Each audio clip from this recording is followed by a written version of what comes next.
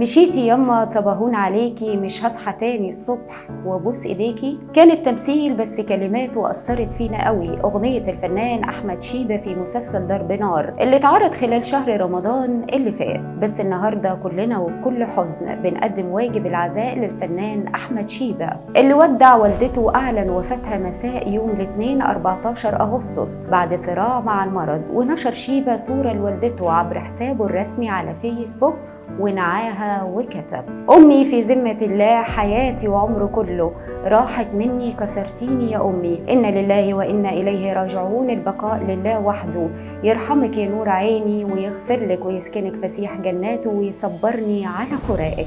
وكشف محمود الابن الأكبر للفنان أحمد شيبة خلال الساعات اللي فاتت تدهور الحالة الصحية لجدته ونقلها إلى المستشفى نتيجة تعرضها لوعكة صحية، وطلب من كل متابعيه إنهم يدعوا لجدته تقوم بالسلامة عشان حالتها حرجة جدا، واللي بيقولوا الدكاترة في المستشفى ما يطمنش.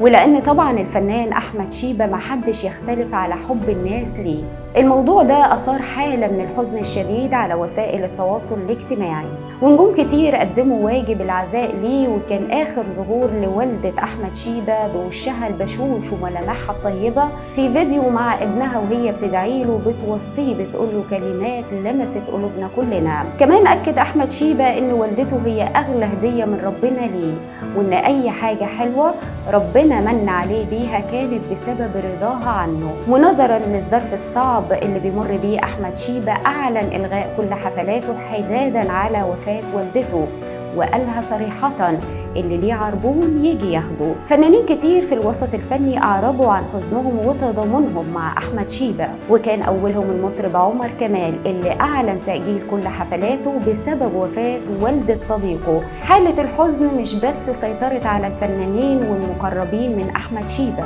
لا دي حقيقي سيطرت على كل الناس اللي بتحبه، لأنه تعرف بأخلاقه وتواضعه مع الجمهور.